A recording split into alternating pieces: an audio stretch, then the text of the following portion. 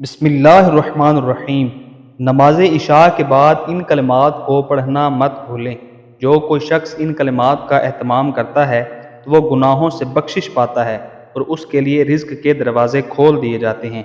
آئیے ان کلمات میں میرے ساتھ شامل ہو جائیے۔ نمبر 1، رب اغفر وارحم وانت خیر الراحمین۔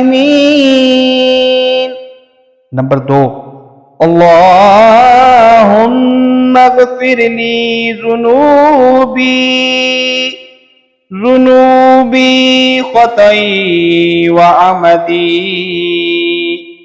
نمبر 3، ربنا اننا آمنا فاغفر لنا ذنوبنا وقنا عذاب النار۔ نمبر 4، رب اغفر لی وتب علی انک انت التواب الرحیم۔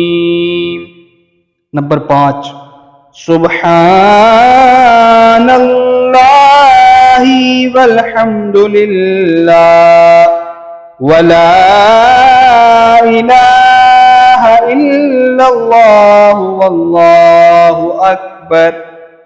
نمبر 6، اللہم اجرنی من النار